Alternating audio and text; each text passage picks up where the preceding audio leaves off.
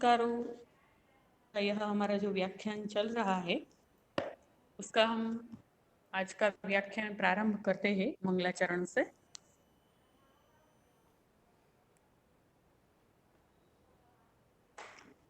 श्रीमच्चंदन चर्चितोज्ज्वल वपु शुक्लांबरा मल्लिका माला लालित कुंतला प्रविलसन मुक्तावली शोभना सर्वज्ञान निधान पुस्तकधरा रुद्राक्षमालांकिता वाग्देवी वदनाम्बुजे वसतु मे त्रैलोक्यमाता शुभा त्रैलोक्यमाता शुभा। मां सरस्वती को प्रणाम करते हुए और सोमनाथ में विराजमान सोमनाथ महादेव को प्रणाम करते हुए हम व्याख्यान का प्रारंभ करेंगे। आज के जो व्याख्याता है वो डॉक्टर बी उमा महेश्वरी भगिनी है, जो सोमनाथ संस्कृत विश्वविद्यालय में ही दर्शन शास्त्र विभाग में प्राध्यापिका रूपेण कार्य कर रही है। वो अपना परिचय खुद देंगी। ऐसे में उमा महेश्वरी बेनम को निवेदन कर रही हूँ, भगिनी आप अपना व्याख्यान प्रारंभ करिए। डॉक्टर उमा महेश्वरी भगिनी।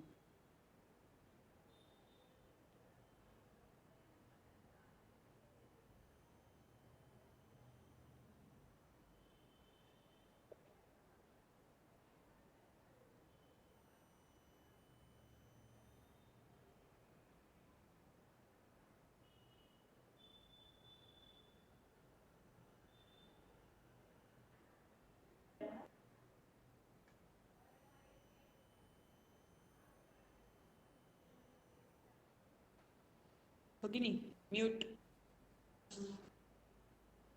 हाँ, इदानीमपि न श्रूयते। हाँ, इदानीं श्रूयते।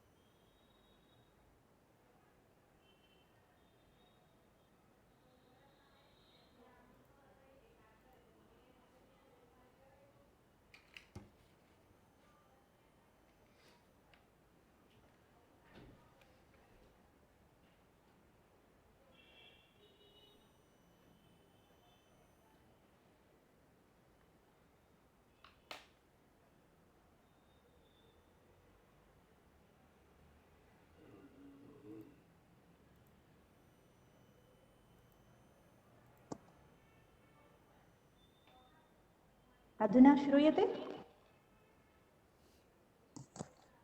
भगिनी श्रूयते अधुना? इदानीं श्रूयते। सम्यक। सर्वेभ्यो नमो नमः।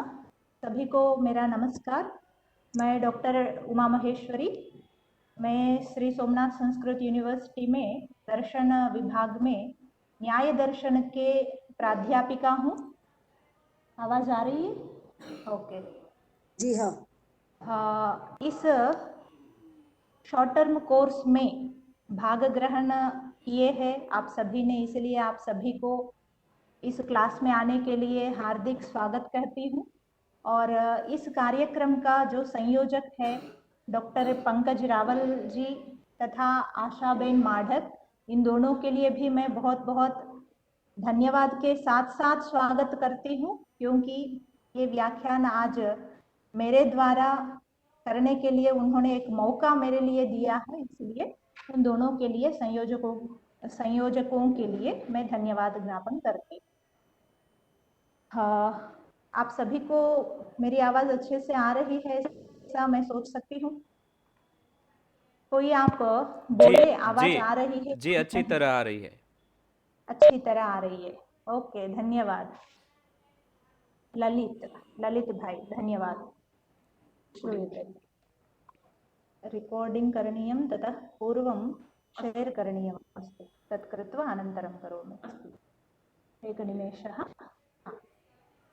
एतावत् पर्यन्त अभी तक आप लोगों ने संस्कारों के बारे में क्या पढ़ा? आज हमारा क्लास जो है केवल हम विचार ही करेंगे।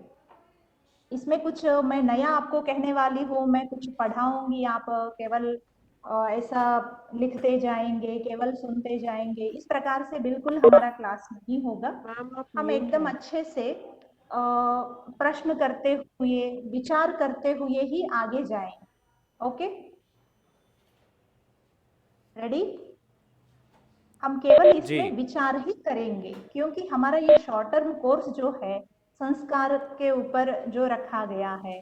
संस्कार मतलब क्या है? पहले आज तक आपके कितने क्लास हुए होंगे? उमा मैम आप म्यूट हैं। लेकिन मैं दो से जुड़ी हूँ, एक लैपटॉप से और एक मोबाइल से। मेरी आवाज अभी मोबाइल से आ रही है, इसमें से नहीं आ रही है। ओके,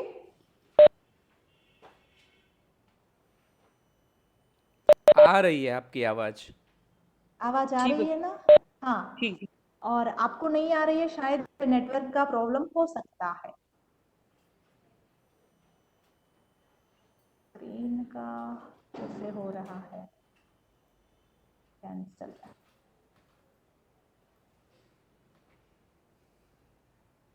एक मिनट, मैंने एक वीडियो बनाया है तो वो हम देख लेते हैं कैसे करना है। वीडियो कैसे करना है? यहाँ से हम शेयर कर रहे हैं। पिन से स्क्रीन शेयर करने पर ये स्क्रीन आ रहा है। उसमें यहाँ टच कीजिए, यहाँ कर दीजिए। अच्छा, ठीक है। तो ये क्या आ रहा है? हमको तो हमारा मोबाइल लैपटॉप में जाना चाहिए, तो वो बात नहीं आती था। टॉप शेयर यहाँ है ना, ओके, इसको लेना।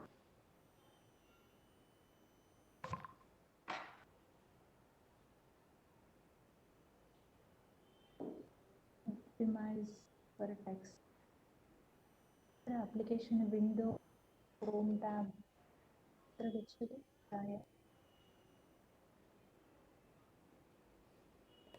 तो यहाँ से ही करते हैं, जैसे कर देती हूँ तो लाइब्रेरी आ जाता है। ठीक।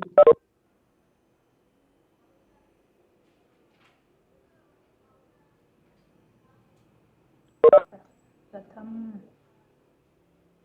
आगतमस्ति, पश्यतु तत्र। अधुना आगतमस्ति। कथम आगतम, कथम गतम? यहाँ से हम करते हैं। अभी कुछ दिख रहा है आपको? ना, नहीं। ओके, प्रथमा करोतु। गतमस्ति, पुनः गच्छतु तत्र। Stop sharing. अत्रैव समयः गच्छति इति मन्ये, 10 निमेषाः। आपने रेड बटन दबाया ना, इसलिए निकल गया।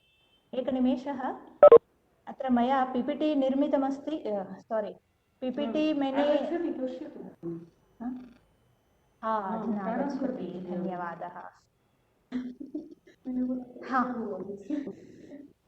हाँ, sorry for the disturbance.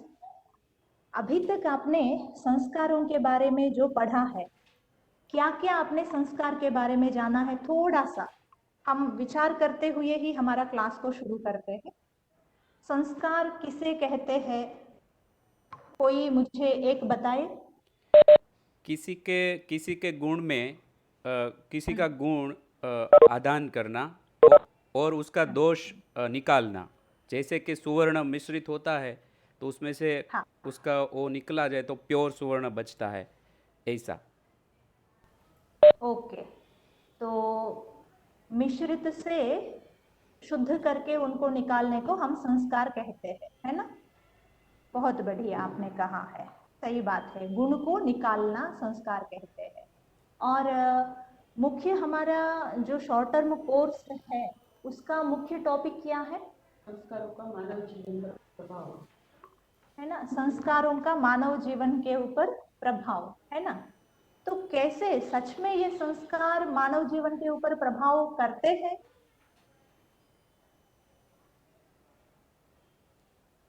Hariom, सुनाई दे रही है मेरी आवाज?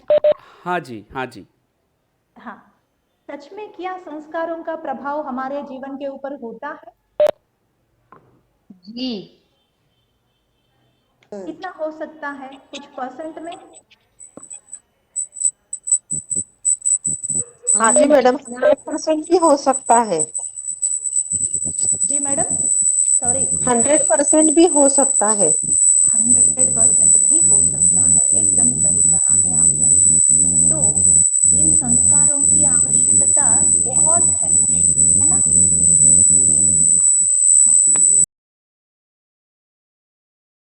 कैसे संस्कार के बारे में बताया गया है, उन दर्शनों में प्रतिपादित संस्कार कैसे हैं, उनका प्रभाव आधुनिक जीवन में कैसे होता है, उसके बारे में थोड़ा बहुत हम आज विचार करते हैं, ठीक है। इसलिए मैंने विषय लिया है दर्शनेषु संस्कारः। दर्शनेषु संस्कार मतलब दर्शनों में संस्कार कैसे बताया गया है और आधुनिक जीवन में सच में उसका प्रभाव क्या है। उसमें भी दर्शन तो बहुत प्रकार के हैं। पहले वैदिक अवैदिक करके दो प्रकार से होते हैं। वैदिक को आस्तिक दर्शन करके कहते हैं, फिर अवैदिक को नास्तिक दर्शन कहते हैं। तो उन सभी में संस्कार को हम विचार करने जाएंगे तो आज का जो लेक्चर है हमारा टाइम बिल्कुल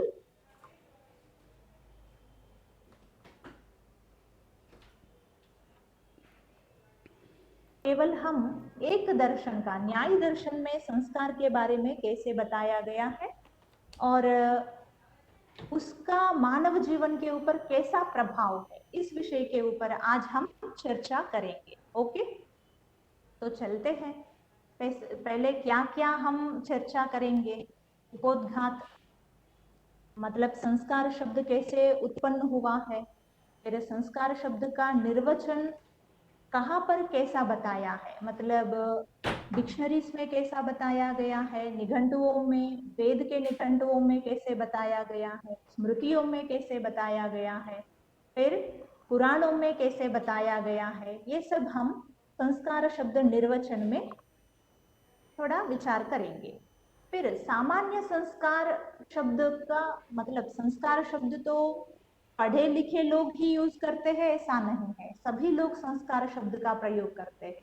तो सामान्य रूप से संस्कार किस अर्थ में प्रयोग किया जाता है वो भी हम सामान्य संस्कार शब्द के अर्थ विषय में विचार करेंगे। फिर सामान्य होने के बाद फिर हमारा जो आज का विषय है दर्शनों में कैसा है संस्कार, उस विषय के ऊपर हम पढ़ेंगे, थोड़ा विचार करेंगे। फिर दर्शन में भी कहाँ कहाँ पर वो संस्कार का स्थान बताया गया है। उसके बाद न्याय वैशेषिक दर्शनों में संस्कार के बारे में कैसा विचार किया गया, वो भी आज हम दर्शन के अनुसार संस्कार शब्द का विमर्श को विचार करेंगे। फिर उन दर्शन प्रतिपादित संस्कारों से मानव जीवन में कैसे प्रभाव आता है उसके बारे में भी पढ़ेंगे। लास्ट में उपसंहार, वो तो वैसे ही है। ओके, अभी तक क्लियर है? जी। ओके, आगे चलेंगे। आप बीच में कोई प्रश्न होगा तो भी आप पूछ सकते हैं, हम केवल विचार करने के लिए ही यहाँ आए हैं। ओके, उपोद्घात में हम देखते हैं पहले संस्कार शब्द का क्या अर्थ है। सर ने बताया है बहुत अच्छा, और इसको हम संस्कृत के अनुसार अर्थ देखेंगे। संस्कारः मतलब संस्क्रियते अनेन इति संस्कारः। संस्क्रियते, संस्क्रियते इत्युक्ते इसमें करके एक उपसर्ग है। व्याकरण में संस्कृत में आते हैं 22 उपसर्ग है, उसमें अन्यतम है सम। सम इसका अर्थ है अच्छा, सम्यक, साधु। ठीक है, तो सम्यक क्रियते, अच्छा सा करता है, जो करता है उसको कहते हैं संस्कार।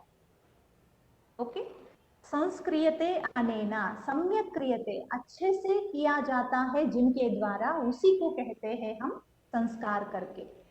तो फिर प्रश्न उठता है, कम संस्करोति, किनको वो संस्कार करता है? और कोई व्यक्ति विशेष को करता है, कोई वस्तु विशेष को करता है, या कुछ गुण को करता है, क्रिया को करता है, किसको, पदार्थ को करता है? इस प्रकार से बहुत सारे प्रश्न आते हैं, है कि नहीं? तो वहां पर उनके लिए, संस्कार के लिए, केवल वो गुण में ही, गुणों को ही शुद्ध करेगा ऐसा नहीं, क्रियाओं को ही शुद्ध करेगा ऐसा नहीं है, अपितु सभी जो भी जगत में है वो जड़ भी हो सकता है, चेतन भी हो सकता है। बताया जा रहा है जड़ चेतन उभय विध पदार्थान। इस प्रपंच में जो भी दो ही प्रकार के पदार्थ है, एक जड़ पदार्थ है, एक चेतन पदार्थ है। जड़ पदार्थ मतलब जिसमें बिल्कुल चलन नहीं होता है, जैसे कि मतलब एक जगह से दूसरे जगह तक जा नहीं सकते हैं, जैसे कि वृक्ष है, पर्वत है, बिल्डिंग है, ये सब क्या है, जड़ है।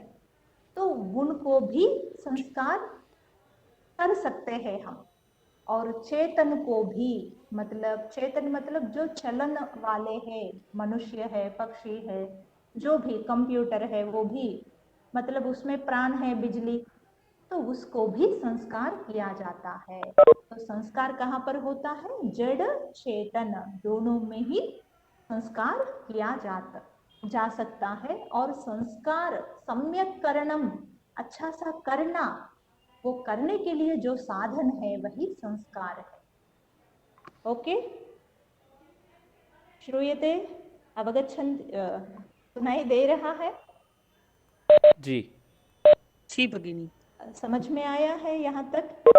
कोई प्रश्न है तो आप तुरंत पूछ सकते हैं, और उसके ऊपर थोड़ा विचार करके और हम आगे जाएंगे। ओके ओके, आगे पुनः फिर से वो संस्कार दो प्रकार का होता है। जड़ में तो एक प्रकार, और चेतन में देखें तो हम दो प्रकार का संस्कार हो सकता है। एक बाह्य संस्कार, एक आभ्यंतर संस्कार। मतलब बाहर से भी संस्कार किया जाता है और आंतरिक से भी संस्कार किया जाता है। बाह्य संस्कार हम किसे कहेंगे? तो बताया जा रहा है दृश्यमान वस्तूनाम यत् स्वाभाविकम। दृश्यमान वस्तूनाम मतलब जो कुछ भी वस्तु हम देख रहे हैं, उन वस्तुओं का जो यथार्थ स्वरूप है, स्वभाव है, उस स्वभाव से इतोपि उस स्वभाव से और किंचित विशिष्ट आविष्करण करने के लिए, मतलब जो स्थिति है उस स्थिति से और अच्छी तरह से और थोड़ा परिष्कृत करने के लिए, परिष्कार कर कर उस परिष्कार को हम देख सकते हैं, प्रत्यक्ष विषय होता है, तो उस संस्कार को बोलते हैं बाह्य संस्कार। मतलब कोई भी जड़ वस्तु हो, उसको संस्कार करने से अलग रूप हो और संस्कार करने के बाद अलग रूप। जैसे कि वृक्ष का शाखा हम ले लेते हैं, तो वृक्ष से जब हम काटते हैं तब वो स्थिति जो है वो नॉर्मल स्थिति है। उसको जब हम संस्कृत करेंगे तब वो उसके ऊपर जो छिलका होता है वो सब हट जाएगा, एकदम नया रूप को धारण करेगा। फिर वो एक संस्कार है। फिर वहां से हमको जो भी घर के लिए दरवाजा चाहिए, खिड़कियां चाहिए, ये सब बनाने के लिए फिर वो संस्कृत होकर फिर दरवाजे, खिड़कियां, इस प्रकार से जो होता है वो बाह्य संस्कार हम कह सकते हैं। और आंतरिक संस्कार क्या है? तो कहते हैं आंतरिक स्वभावः यद् वर्तते ततः किंचित उत्कृष्टं स्वभावम् आविष्कुर्वन् स्वात्मानुभवेन सह अलौकिक प्रत्यक्ष विषयो भवति आंतरिक संस्कारः। मतलब अंदर का जो स्वभाव होता है, बचपन से ही सभी ज्ञानी नहीं होते हैं, पहले जन्मतः सभी शूद्र ही होते हैं, कर्म से वो संस्कृत होकर फिर उत्तम पुरुष बनने का प्रयास करते हैं। तो जो बचपन से स्वभाव होता है उस स्वभाव को संस्कारों के द्वारा, अच्छे गुणों के द्वारा संशोधन करते हुए, मतलब हमारे अंदर अच्छा है या बुरा है, क्या है, कैसे है, हम इन गुणों को प्रतिक्षण निरीक्षण करते हुए उनको उत्कृष्ट बनाने के लिए जो संस्कार, जो अभ्यास किया जाता है, उस अभ्यास को अलौकिक वो अभ्यास जो है वो आंतरिक संस्कार से ही होता है। तब जो पहले स्वभाव था हमारा, वो स्वभाव नहीं होते हुए उससे और उत्कृष्ट उन्नत स्वभाव हमको प्राप्त होता है। ठीक है, समझ में आया यहाँ तक? जी। इस प्रकार से बाह्य संस्कार और आंतरिक संस्कार, इसमें भी बाह्य संस्कार हम अपने आंखों से प्रत्यक्ष रूप से देख सकते हैं, लेकिन आंतरिक संस्कार जो है वो केवल हम ही अनुभव कर सकते हैं।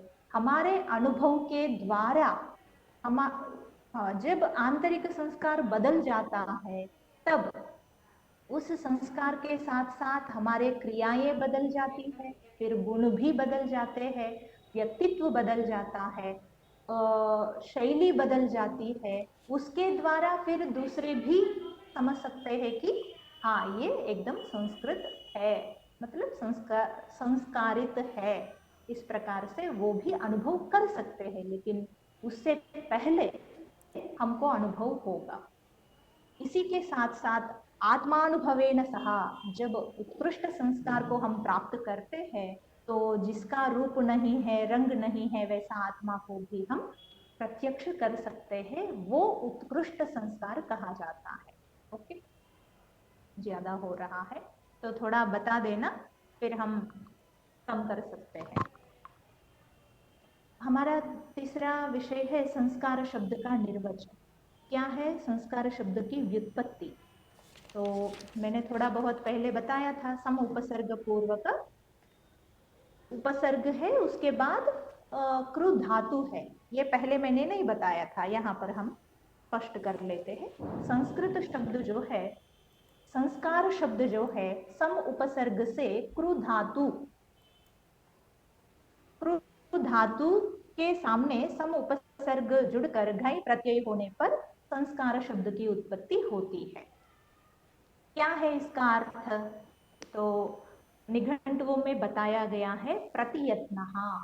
प्रतियत्न मतलब अनुभव, संस्कार मतलब अनुभव ही संस्कार है। इस प्रकार से कुछ निघंटुओं में बताया गया है, वाचस्पत्यम में स्पष्ट रूप से।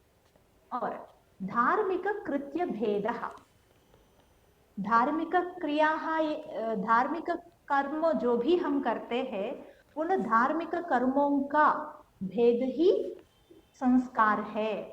मतलब यज्ञ याग आदि जो भी हम करते हैं उसमें पदार्थों को शुद्ध करने के लिए कुछ कर्म, वो तो और अंदर की बात है। उससे पहले व्यावहारिक सूची के लिए, आंतरिक सूची के लिए हम कुछ कर्म करते हैं, वो सब, उन सभी को भी हम कहते हैं संस्कार करके। इस प्रकार से कोशों में, डिक्शनरीज में अर्थ दिया गया है। और कुछ मेदिनी नामक निघंटु में मानस कर्म संस्कारः, मानस कर्म मतलब मन के द्वारा जो कर्म किया जाता है वही संस्कार है करके भी बताया गया है। और न्याय दर्शन में गुण विशेषः संस्कारः, न्याय दर्शन में तो एकदम अलग ही है, वहां पर ना ही ये कर्म है, ना ही द्रव्य है, ना ही कुछ अभाव है, लेकिन गुण के रूप में संस्कार को लिया जाता। और मीमांसा मत में ज्यादा संस्कार शब्द को हम सुनते हैं मीमांसा दर्शन में, वो भी पूर्व मीमांसा दर्शन में। वहां पर संस्कार शब्द को कैसे बताया गया है, तो शुद्धि, जिसको पदार्थों को जैसे शुद्ध करते हैं उन शुद्धिकरण को ही संस्कार करके कहा गया है।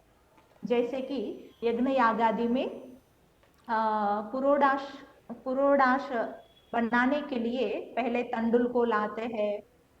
तंडुल मतलब जौ लाते हैं, उसको प्रोक्षण करके शुद्ध करते हैं। मतलब जब हम अपने खेती से या घर से लाते हैं वो अपवित्र होता है, उसको पवित्रीकरण जो है उसी को संस्कार करके बताया गया है। और अदृष्ट विशेष जनक कर्मा, जब हम अपने घर से उस तंडुल को लाए हैं तो उस समय उसमें यज्ञ के लिए सामर्थ्य, मतलब यज्ञ द्रव्य बनने के लिए सामर्थ्य उस द्रव्य में नहीं था, लेकिन जब मंत्रों के द्वारा उसमें प्रोक्षण आदि कर्म करते हैं तब उस तंडुल में एक विशेष अदृष्ट उत्पन्न होता है। वह अदृष्ट उत्पन्न होने के बाद उस यज्ञ के लिए यज्ञ द्रव्य योग्य बनता है। तो पहले अयोग्य होकर फिर यज्ञ द्रव्य के रूप में योग्य होने के लिए जो कारण है वो संस्कार है करके वो लोग कहते हैं। फिर हम देखें तो संस्कार शब्द से व्यवहार में प्रायशः क्या है, गर्भाधान आदि जो दशविध संस्कार है, केवल दशविध संस्कार गर्भाधान आदि वो संस्कार ही संस्कार है करके हारित स्मृति, याज्ञवल्क्य स्मृति आदि स्मृतियों में बताया गया है। और षोडश संस्काराः, संस्कार शब्द से षोडश संस्कार, गर्भाधान, पुंसवन इत्यादि षोडश संस्कार है करके नीचे दिख नहीं रहा है ना आपको, स्वामी दयानंद ने बताया है और पुराणों में भी बताया गया है। इस प्रकार से संस्कार शब्द का अर्थ, कैसे संस्कार शब्द उत्पन्न हुआ है, फिर उसके अलग अलग निघंटुओं में, फिर कोशों में, सामान्य व्यवहार में, न्याय दर्शन में कैसा है, मीमांसा दर्शन में कैसा है, स्मृतियों में कैसा बताया गया है, इत्यादि विषय हमने संक्षेप से यहाँ पर परिचय लिया है। प्रायः ये सब कुछ आपने पहले भी पढ़ा ही होगा, फिर भी एक बार, मेरा विषय ऐसा है न्याय दर्शन के साथ है, इसलिए इन सभी अर्थों को मुझे बोलना पड़ रहा है। कोई बोर तो नहीं हो रहे हैं? जी नहीं।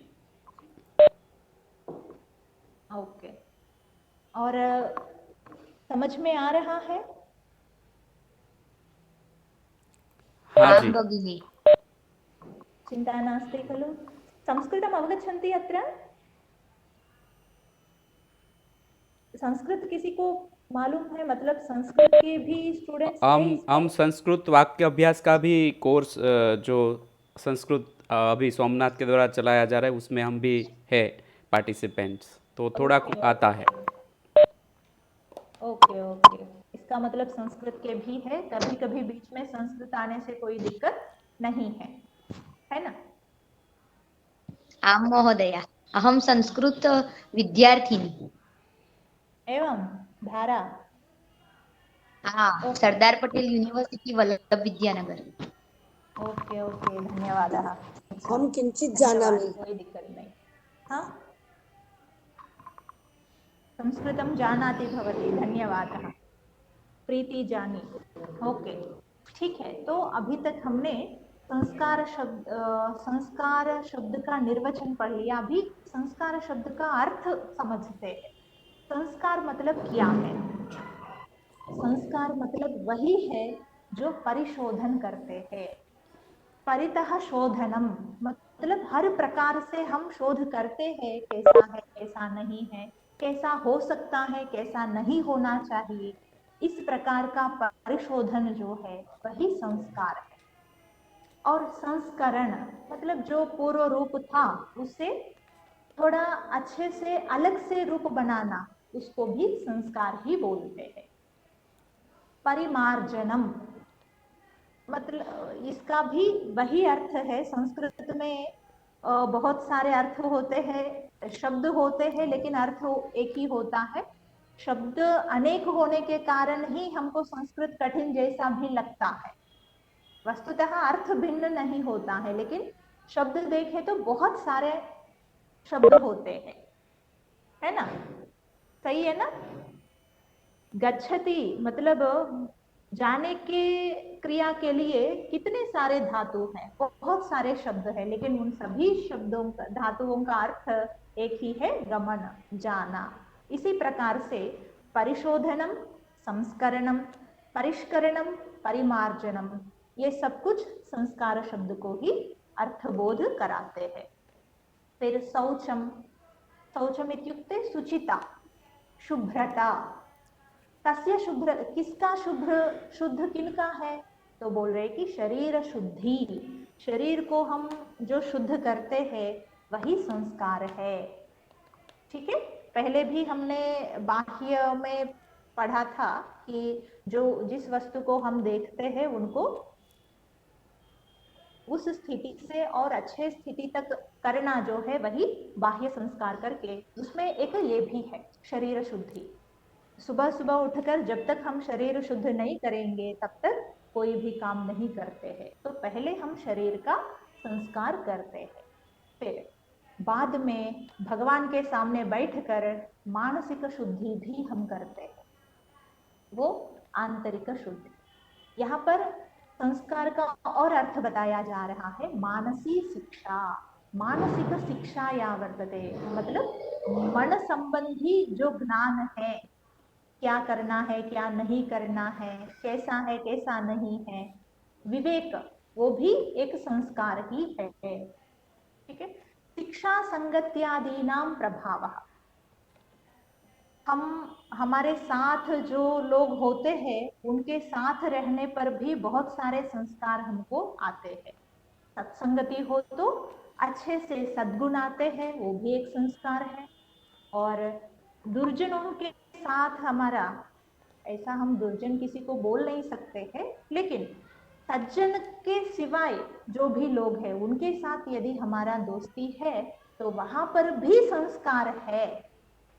केवल संस्कार अच्छे में ही संस्कार है ऐसा नहीं, मतलब कुत्सित में भी संस्कार है। जैसे सत्संगति से हमारा संस्कार उन्नति को प्राप्त कर सकता है, वैसे ही कुसंगति के द्वारा हमारा संस्कार हीन भी हो सकता है।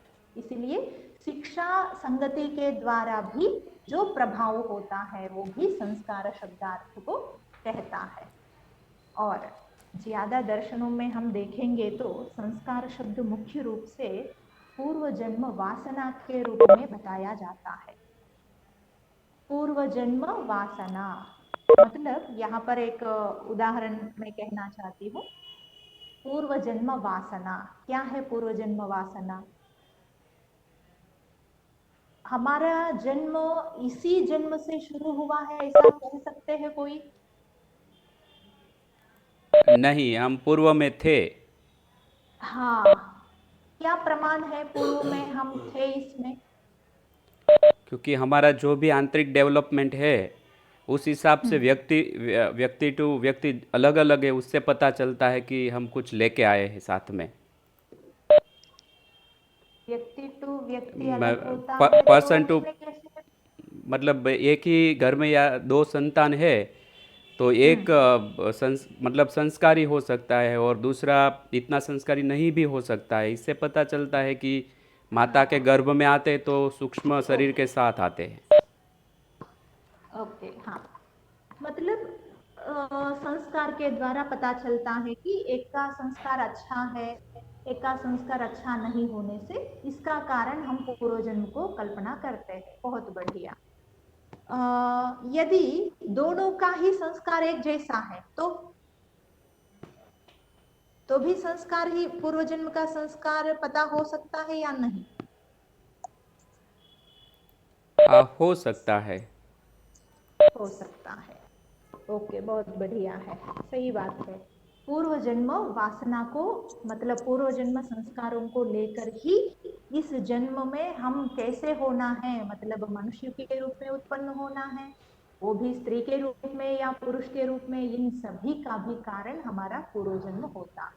पूर्व जन्म मतलब केवल जन्म कारण नहीं है, अपितु पूर्व जन्म में किया गया कर्म, उस कर्म के द्वारा फल निर्दिष्ट होता है। उस फल को भोगने के लिए जैसा योग्य शरीर चाहिए, उस योग्य शरीर को धारण हम करते हैं। ओके, और हाँ, योग्य धारण करते हैं, इसके द्वारा पता चलता है कि पूर्व जन्म था। और उस योनि में प्रवेश होने के बाद, फिर हम जन्म लेने के बाद फिर से हमारे गुणों के द्वारा फिर अभिव्यक्त होता है कि हमारा पूर्व जन्म था, उस समय में हमारा संस्कार कैसे थे, और इस जन्म में ऐसा हमको विचार आने का कारण क्या हो सकता है। ऐसा हम देखेंगे तो भी हमको लगता है शायद पहले जन्म में हमने इसी योनि में जन्म लिया होगा, इसीलिए उनके संस्कार हमको आ रहे हैं। और शास्त्रों में भी बताया गया है। हाँ, पुनर्जन्म के लिए 5 बातें बताई गई है, जिससे जाति, संज्ञा, गुण, भोग और आयुष्य वो हमारे संस्कार या उसके कर्म के पर आधारित है। ओके, सही है, उसके अनुसार ही हमारा जन्म होता है। और दूसरे भी है, जो हम कुछ शास्त्र पढ़ने जाते हैं, कुछ विद्या करने जाते हैं, पढ़ने या कुछ कर्म करने जाते हैं, तो हमको वो कर्म नया नहीं लगता है, तुरंत वो कर्म हम सीख लेते हैं। उस विद्या भी एक बार गाने से या एक बार पढ़ने से वो अपना हो जाता है। ऐसा अनुभव किसी को है?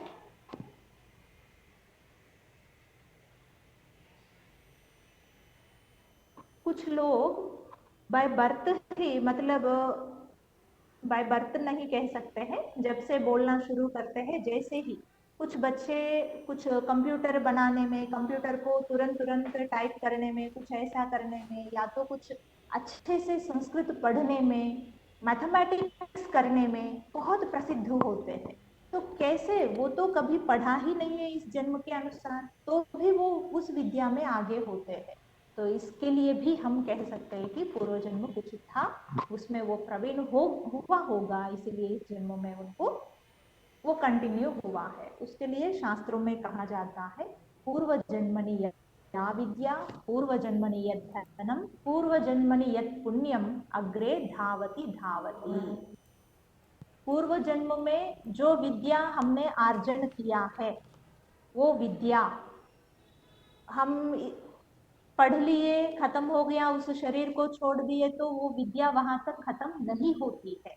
वो वहां तक हमारा सूक्ष्म रूप से आत्मा के साथ रहकर, फिर जब आत्मा शरीर को ग्रहण करता है, उस समय वो फिर उद्बुद्ध हो जाता है। जैसे पृथ्वी में निक्षिप्त बीज, बारिश और मिट्टी, हवा सब कुछ सही से लगने पर अंकुरित होकर वृक्ष के रूप में जैसे निकल पड़ता है, उसी प्रकार से पूर्व जन्म में अध्यस्त विद्या जो है, वो सूक्ष्म रूप में रहकर जब मनुष्य उस विद्या का ग्रहण करने योग्य हो जाता है, तो वो बहिष्कृत हो जाता है।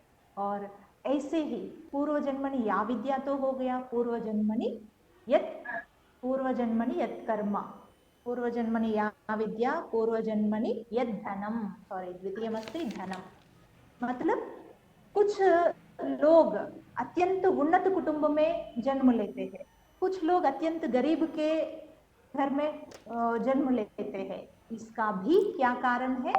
पिछले जन्म में हमने जितना धन का संपादन किया होगा, वो भी धर्म के साथ धन संपादन। ऐसा नहीं है कि अधर्म के द्वारा हमने करोड़ों रुपया कमा लिया, फिर हमको करोड़पति होकर ही जन्म लेना है, ऐसा नहीं। धर्म के साथ, धर्म अर्थ, धर्म के साथ जो अर्थ का अर्जन किया होगा, उसके अनुसार ही हम उसी हमारा जन्म जब होता है, वही धन हमको प्राप्त होता है, उसके अनुसार ही जन्म होता है। पूर्व जन्मनि यत् पुण्यम, पुण्य का भी पूर्व जन्म में जो पुण्य हमने किया उसके आगे करने के लिए ही हम अगला जन्म लेते हैं। तो इस पुराण श्लोक से भी कुछ आर्य सूक्ति के द्वारा भी हम पूर्व जन्म था करके अनुभव कर सकते हैं। और ये निश्चित ही है, निश्चय रूप से पूर्व जन्म था और अगला जन्म भी रहेगा। अगला जन्म रहेगा इसमें 100% नहीं कह सकते हैं, क्योंकि जब आत्मानुभव हो जाता है तो अगला जन्म लेने की आवश्यकता नहीं होती है। ठीक है, ओके। इसलिए पूर्व जन्म का जो वासनाएं हैं वो भी संस्कार शब्द से कहे जाते हैं। फिर पावनम शुद्धि ही इति कोशेषु अर्थाः लभ्यन्ते। संस्कारः इत्युक्ते पावनम, पावनम इत्युक्ते पवित्रम, पवित्रीकरण जो है उसको कहते हैं संस्कार। और शुद्धि, इतने तरह से हमको संस्कार शब्द के अर्थ दिखाई पड़ते हैं। ओके, रेडी यहां तक?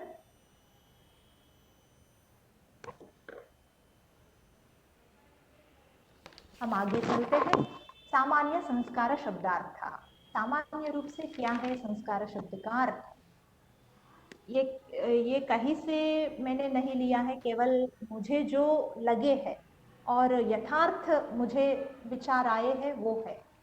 पश्यताम्, प्रातरुत्थाय पुनः सुषुप्तिं यावत् प्राणिभिः क्रियमाण सर्वविध चेष्टाभिः प्रतिपद्यमान विभिन्न कार्याणि संस्काराः। संस्कार मतलब कोई दूर नहीं है हमसे, कुछ करने से ही आता है ऐसा भी नहीं है। असल में संस्कार के साथ ही हमारा जन्म, कर्म, सुबह शाम सब कुछ जुड़े हुए है कि नहीं? कहाँ तक आप लोग सहमत है इस विषय में? मैं बार जी बार पूछ रही हूँ। जी, डॉक्टर एपीजे अब्दुल कलाम ने भी कहा था कि हमारे अंदर ही आसुरी और देवी तत्व दोनों है विद्यमान। हाँ, दोनों तत्व भी है। दोनों तत्व हमसे भिन्न क्या है? हमसे भिन्न तृतीय वस्तु कुछ है ही नहीं, तीसरा वस्तु ही नहीं है। दो वस्तु इसीलिए है, एक आत्मा एक परमात्मा, मतलब एक जीवात्मा हम ले सकते हैं, एक परमात्मा। उन दोनों से भिन्न क्या है? वस्तुतः देखा जाए तो एक ही वस्तु है, इसलिए कुछ भी अलग से हमसे नहीं है। तो वस्तु ही अलग नहीं है तो संस्कार कैसे अलग हो सकता है? बिल्कुल नहीं है। सुबह उठकर शाम को सोने तक जो भी प्राणियों के द्वारा क्रिया, कर्म, आचरण किए जाते हैं, उनके द्वारा जो भी प्रतिपादन किया जाता है, मतलब कुछ भी होता है, तो वो सब कुछ कार्य संस्कार शब्द से ही बताए जाते हैं। सुबह लेकर सब कुछ, व्यवहार में आंतरिक सब कुछ, इसके बारे में थोड़ा हमने पहले भी विचार कर लिया है। फिर ये क्या घर को शुद्धि करती है, इसलिए गृहपत्नी जो है वही संस्कारी है क्या? हम संस्कृत नहीं है क्या? हमारे अंदर संस्कार नहीं है क्या? तो कहते हैं बालकादारभ्य वृद्ध पर्यंतम सर्वेषु, बाल से, बच्चे से लेकर वृद्ध तक सभी के अंदर संस्कार है। कैसा है वो? अनुनित्यम जायमान परिणामः अपि संस्कारः एव।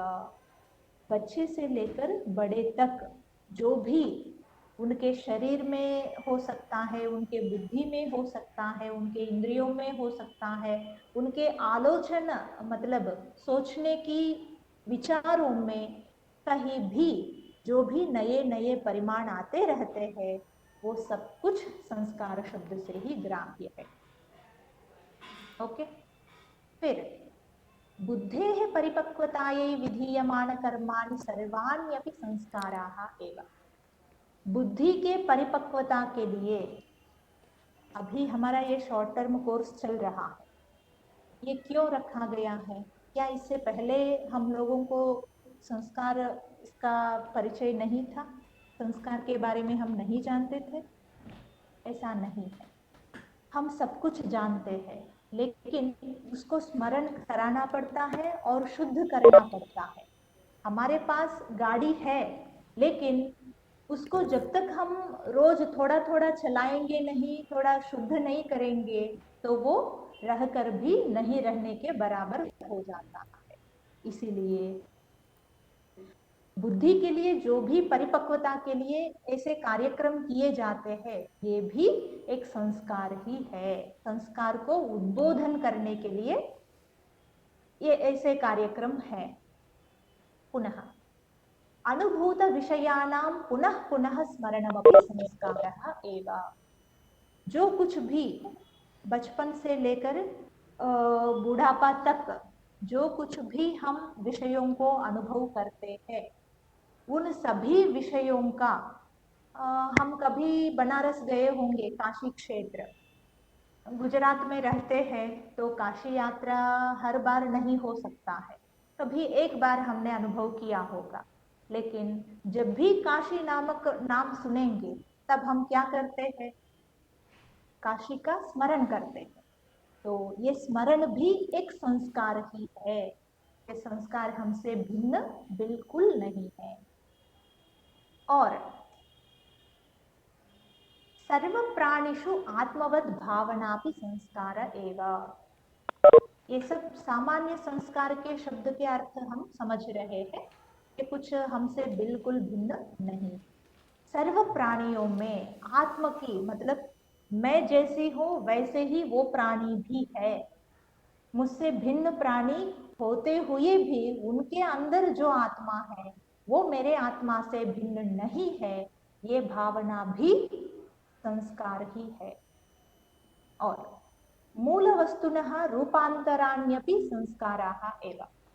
मूल वस्तु मतलब क्या है? पृथ्वी है, जल है, उसका मूल जो निधि होता है, पृथ्वी मतलब जो नीचे है वो सब पृथ्वी है। उस पृथ्वी से उत्पन्न विषयों को, द्रव पदार्थों को हम अलग अलग आकार से रूपांतरीकरण करते हैं, तो वो भी संस्कार ही है। वायु, मूल वायु एक है, उसको हम अलग अलग तरह से प्राणवायु, अपान वायु करके कुछ अलग अलग तरीके से बुलाते हैं, होता भी है, वो सब कुछ संस्कृत है। संस्कृत होकर ही उस प्रकार से नामांतरित, रूपांतरित, रसांतरित और परशांतरित, शब्दांतरित होते हैं। तो मूल वस्तु से इस प्रकार से रूप, रस, गंध सब कुछ अलग होने का जो प्रक्रिया है वो भी संस्कार से ही बताया जाता है। सभी को अर्थ पता चल रहा है ना? जी। ओके ओके, अग्रे। संस्कारः कश्चन कर्मविशेषः। एतत्तु पूर्वमेव भवता उक्तमस्ति। संस्कार जो है कर्म विशेष है और संस्कार धर्म विशेष भी है ना? धर्म विशेष है। ये तो ही संस्कार को हम जैसे अभी इस पुस्तक को हम देख पा रहे हैं, उतना स्पष्ट से नहीं देख सकते हैं, लेकिन देख सकते हैं। धर्म को तो देख नहीं सकते हैं, केवल अनुमान से हम अनुभव कर सकते हैं। ओके, धर्म विशेष जो है वो भी संस्कार करके बताया गया है। ठीक है? और संस्कारः कश्चन गुण विशेषः। एतदपि अस्माभिः पूर्वं पठितं। न्यायमत में गुण विशेष को संस्कार शब्द से बताया गया है। और पुरुषे अनुभूयमान स्वभावाः संस्काराः। हर एक व्यक्ति के अंदर जो भी स्वभाव अनुभव होते हैं वो सब कुछ भी संस्कार है। लास्ट वाला, एकस्मात् कार्यात् कार्यान्तरोत्पत्तौ उन्नतिः सूक्ष्मता च संस्कारः एव।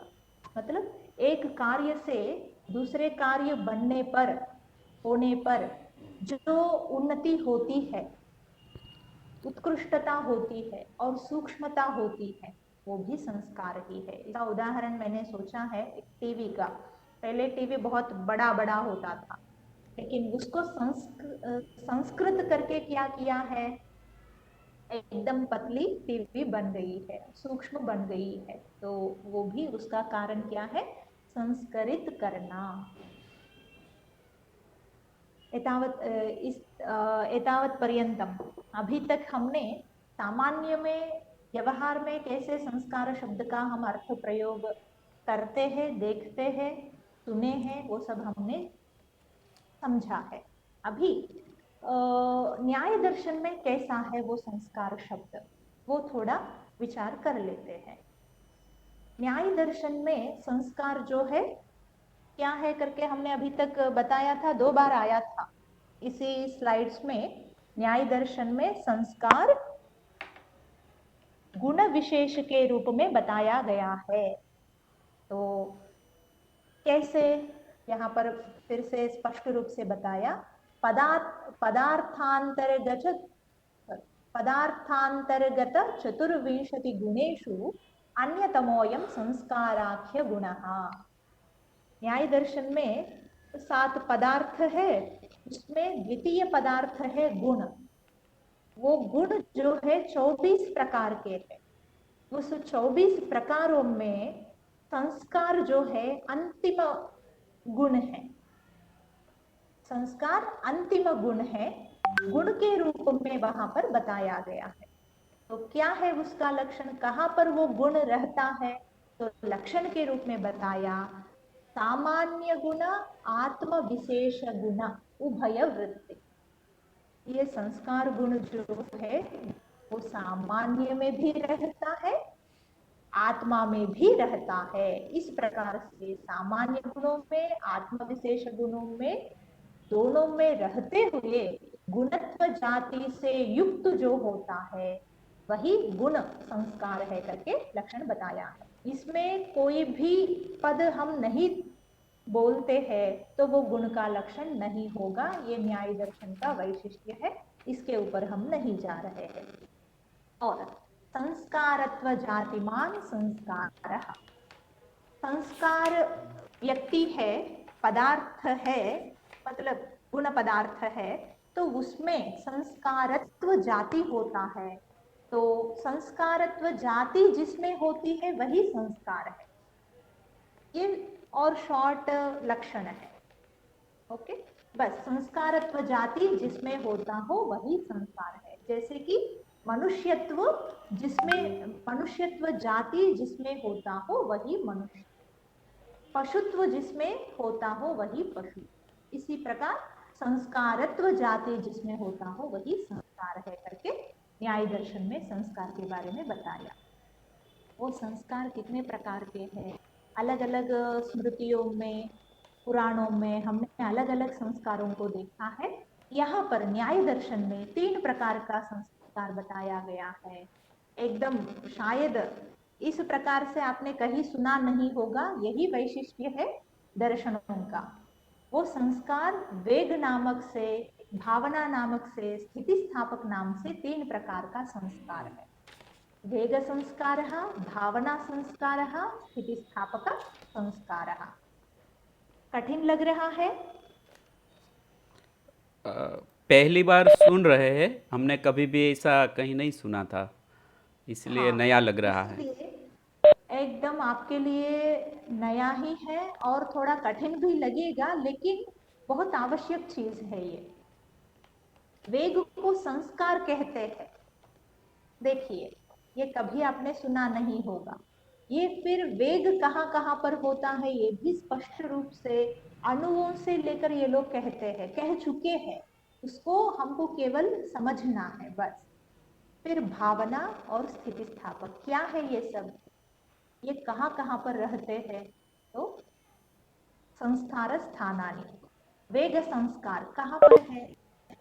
पृथिव्यादि चतुष्टय मनोवृत्ति ही, पृथ्वी से लेकर, पृथ्वी में, जल में, तेज में, वायु में और मन, इन 5 में रहता है वेग नामक संस्कार। वेग मतलब सामान्य में यही है स्पीड, इंग्लिश में स्पीड कहते हैं, तेज वो भी कह सकते हैं, ठीक है। तो वो तेज संस्कार किसमें होता है? पृथ्वी में। पृथ्वी में हम कुछ भी ऊपर से नीचे गिराएंगे तो जितना हम ऐसा गिराएंगे तो उतने स्पीड से वो नीचे गिरेगा, तो वो एक संस्कार है करके बताया जाता है। हाँ, काफी किमपि वक्तुम् इच्छति, कोई कुछ बोलना चाह रहे हैं? नहीं, आगे चले। ओके, ठीक है। ये वेग नामक संस्कार है वो दो प्रकार का है। एक कर्म के द्वारा उत्पन्न होने वाला वेग होता है और वेग के द्वारा उत्पन्न होने वाला भी वेग संस्कार होता है। उदाहरण के लिए हम कार ड्राइव करते हैं तो कार का वेग हमारे कर्म से वेग उत्पन्न होता है और उस वेग के द्वारा जो भी फिर तुरंत शीघ्र जाना या तो कहीं टकराना, ये सब क्या है? वेग के द्वारा उत्पन्न होने वाले संस्कार है। ओके, इतना तक ठीक है। इस प्रकार से भी बताया गया है, यही मैं आपको बताना चाह रही हूँ।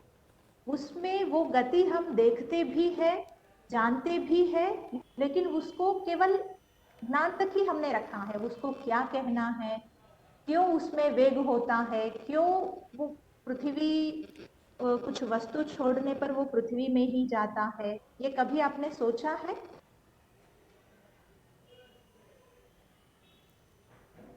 हरिओम। जी नहीं। हाँ, ये सब हमको दर्शनों में एकदम स्पष्ट रूप से बताया गया है। शायद कहीं थोड़ा ज्यादा अंदर जाएंगे तो आप लोग बता सकते हैं कि मैडम थोड़ा आगे चलिए, ठीक है। हाँ, और भावना संस्कार जो है वो केवल आत्मा में ही होता है। आत्मा मतलब जीवात्मा, हम वहां तक ही जानते हैं, इसलिए जीवात्मा अंदर, जीवात्मा के अंदर अनुभव होने वाला संस्कार है भावना नामक संस्कार। उसका क्या स्वरूप है? अनुभव जन्यत्वे सति स्मृति हेतु भावना। अनुभव से उत्पन्न होते हुए स्मृति का कारण जो होता है वही भावना है। यहाँ पर वो अनुभव कब का हो सकता है? इसी जन्म का या पिछले जन्म का, 1 घंटे पहले का या कब का? तो कभी का भी हो सकता है, 1 घंटे पहले का भी हो सकता है, लेकिन वो अनुभव के द्वारा उत्पन्न हुआ होना चाहिए। केवल अनुभव के बिना स्मृति तो संभव ही नहीं है, लेकिन अनुभव के द्वारा जो स्मृति उत्पन्न होती है उसके लिए कारण है भावना नामक संस्कार। वो अनुभव इस जन्म में भी हम कर सकते हैं, पिछले जन्मों का भी हो सकता है। कुछ विषय हम जब देखते हैं तो कुछ हमको नया सा नहीं लगते हैं, तो उसका कारण उन विषय को हमने कभी अनुभव किया है और उसका वैसा स्मृति भी हमको आ जाती है, तो उसके लिए कारण है भावना नामक संस्कार। ये कहीं मन में आने वाला या तो इंद्रियों के द्वारा प्रत्यक्ष होने वाला, क्रिया के द्वारा संस्करित होने वाला संस्कार नहीं है, एक अद्वितीय आंतरिक संस्कार है। तीसरा है स्थिति स्थापक संस्कार। ये कहाँ पर है? तो कहते हैं इसका क्या स्वरूप है? स्थिति स्थापक। स्थिति मतलब जो रहता है वो स्थिति, जिस पर है, जैसा है उसको स्थिति बोलते हैं।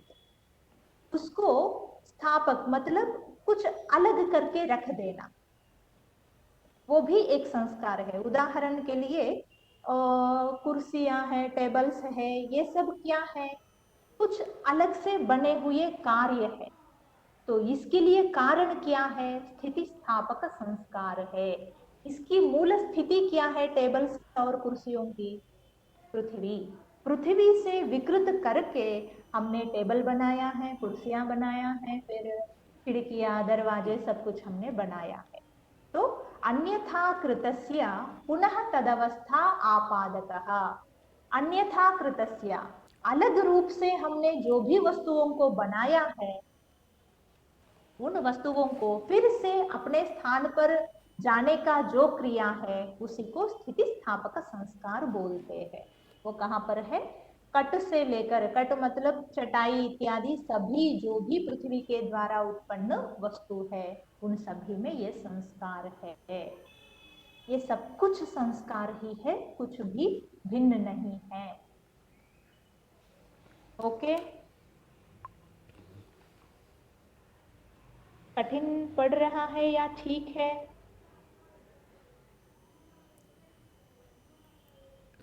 समझ आ रही है। समझ आ रही है। और हम आगे और कंटिन्यू करें? आशा जी,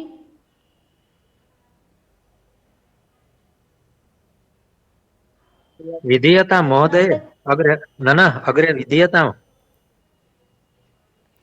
ओ पंकज महोदयाः, चिन्ता नास्ति, यतोहि अहं कथयामि।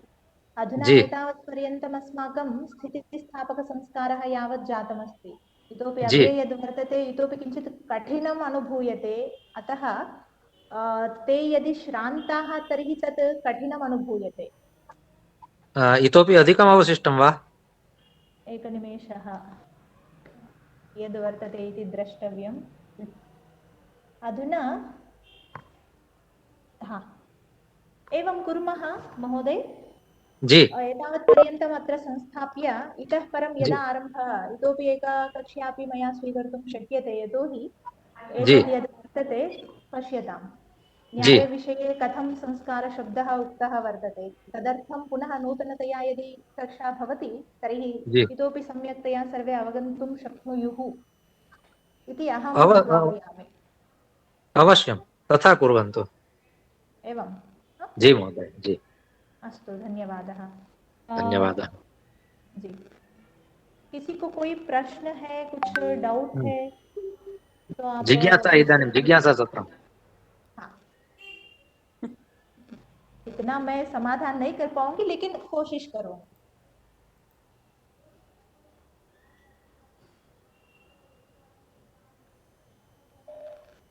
कोई प्रश्न पूछना चाहते हैं तो पूछ सकते हैं।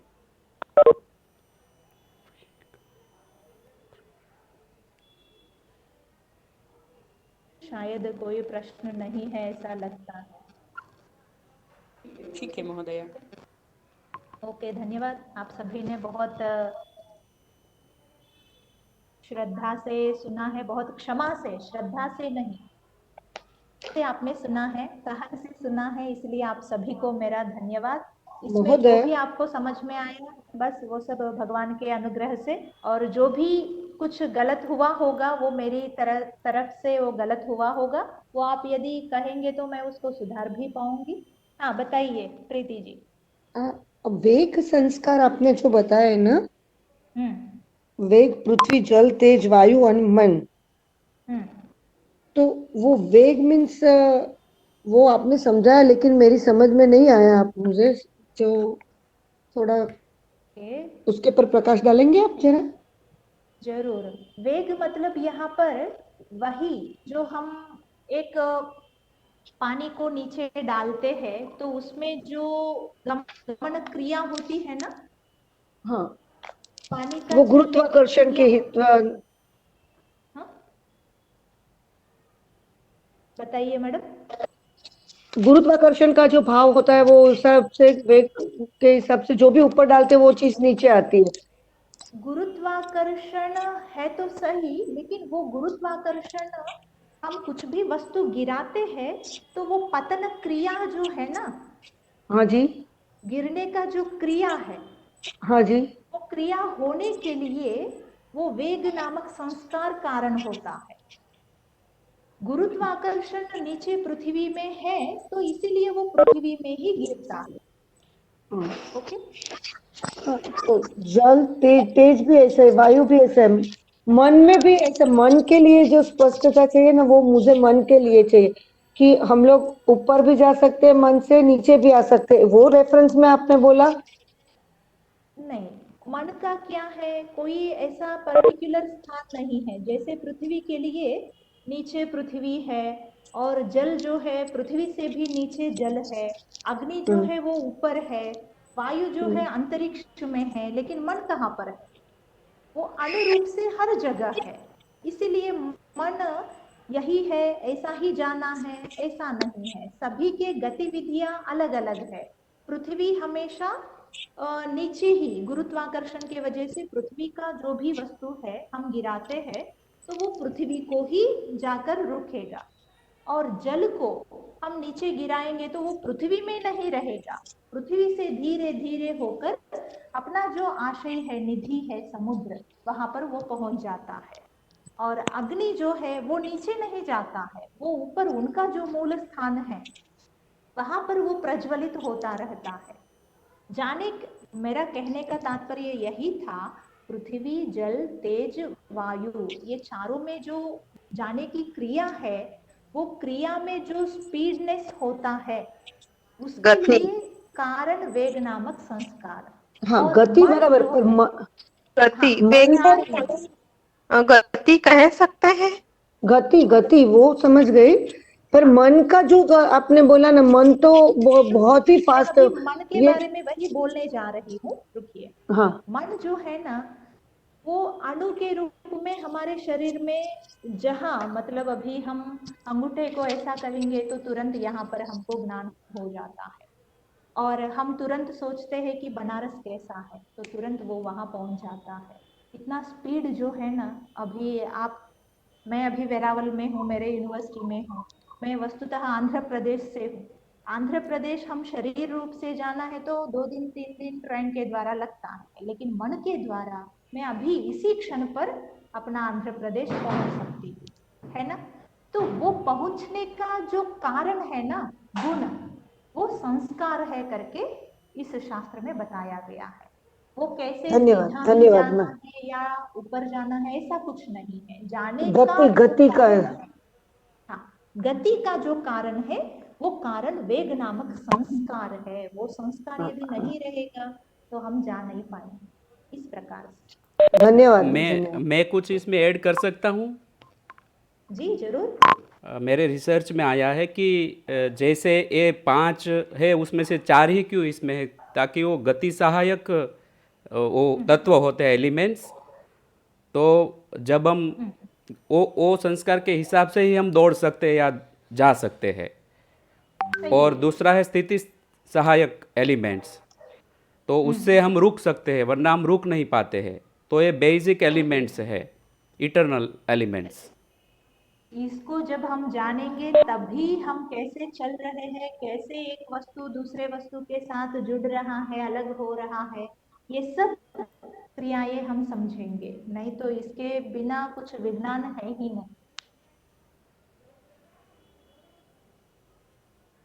ओके, ठीक है। इतोपि कश्चन प्रश्नः, जिज्ञासा? शंका पूछनी थी। हेलो। हाँ हाँ, एक बताइए शंका बताइए। पूछनी थी कि भावना संस्कार देने के बाद में उसको वापिस अपन हर चीज को स्थितिस्थापक संस्कार नहीं दे सकते, ऐसा मुझे शंका है। वो व्यवहार के लिए बहुत चाहिए मैडम। भावना जो है वो आत्मा का विशेष गुण है, लेकिन हाँ स्थितिस्थापक जो है वो हाँ एलिमेंट्स के लिए चाहिए। जैसे मूल तत्व है, वो मूल हाँ तत्व हमेशा मूल के रूप में ही नहीं होते हैं ना, परिष्कृत हाँ होकर हमारे जीवन के लिए साधक बन जाते हैं। वैसा साधक बनने के लिए कारण आप भावना को कैसे बोलेंगे, हाँ हाँ है ना। इसीलिए हाँ, फिर से स्थितिस्थापक को बोलना पड़ा। अच्छा जी ठीक। Okay madam, thank you. Okay, धन्यवाद। आप सबने मुझे बहुत मदद किया है मेरे क्लास के लिए, हमारे विचार के लिए मुख्य रूप से। ओके मैडम, आशा मैडम। हाँ, आज के व्याख्याता डॉक्टर युमा महेश्वरी भगिनी को भी मैं धन्यवाद देती हूँ, विश्वविद्यालय की ओर से और पुराण संकाय की ओर से, और इस कार्यक्रम के अध्यक्ष के रूप में विराजमान डॉक्टर पंकज कुमार रावल महोदय के ओर से भी मैं आपको धन्यवाद प्रकट करती हूँ। और ऐसे ही हमको आप ज्ञान प्रदान करते रहे, ऐसी में आपको विनंती भी करती हूँ।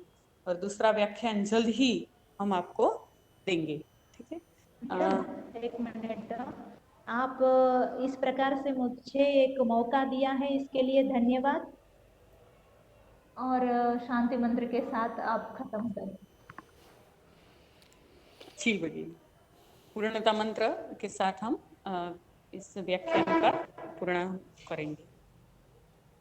ओम पूर्णमद पूर्णमिदं पूर्णात् पूर्णमुदच्यते पूर्णस्य पूर्णमादाय पूर्णमेवावशिष्यते। ओम शांति शांति शांतिः। हरिः ओम। सर्वेभ्यो नमो नमः। मिलामः।